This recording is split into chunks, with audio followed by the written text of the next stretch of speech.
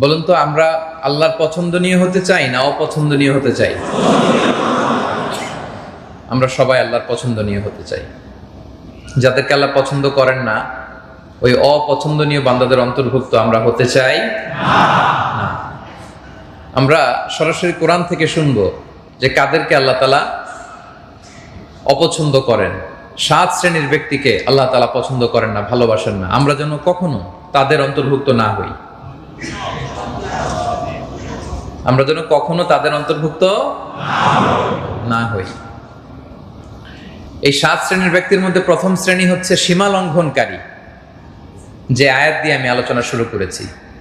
যারা limit cross করে, সীমা লঙ্ঘন করে, তাদেরকে আল্লাহ পছন্দ করেন না।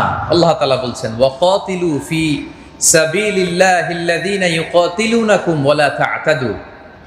যারা তোমাদের বিরুদ্ধে যুদ্ধ করে, তোমরা তাদের বিরুদ্ধে সংগ্রাম করো, লড়াই করো, কিন্তু লড়াই করতে যে ওয়ালা তা'তাদু, সীমা লঙ্ঘন করো না, লিমিট ক্রস করো না।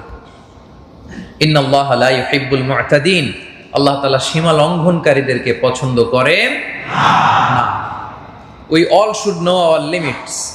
আমাদের একটা লিমিট আছে, ওই লিমিটটা আমাদের জানা দরকার। ওই লিমিট ক্রস করলে খবর আছে। আল্লাহ সব সময় ধরেন না, কিন্তু যখন ধরেন, ইন্না বাতশা রাব্বিকা লাশাদীদ। আল্লাহর পাকড়াও বড় কড়া, ভয়ঙ্কর। আল্লাহর আযাব বড্ড ভয়ঙ্কর। তিনি সব সময় ধরে না, ধরলে ধরে না, ধরলে আল্লাহ অনেক রিমাইন্ডার দিবে, ওয়ার্নিং দিবে, এরপরে ধরবে। কিন্তু যখন ধরবে একেবারে খবর করে ছাড়বে। ঠিক কিনা বলেন? তাহলে আমরা সীমা লঙ্ঘনকারী হব না, ইনশাআল্লাহ বলেন। লিমিট ক্রস করব না, ইনশাআল্লাহ বলেন। এমনকি যুদ্ধের ময়দানে আল্লাহর হাবিব সাল্লাল্লাহু আলাইহি ওয়া আলিহি ওয়াসাল্লাম তিনি ঘোষণা করতেন, খবরদার, নারীদের গায়ে হাত তোলো না, শিশুদের গায়ে হাত তোলো না, বৃদ্ধদের গায়ে হাত তোলো না, উপাসনারত সন্ন্যাসীদের গায়ে হাত তোলো না। যারা তোমাদের বিরুদ্ধে অস্ত্র ধরেনি, তাদের বিরুদ্ধে অস্ত্র ধরো না।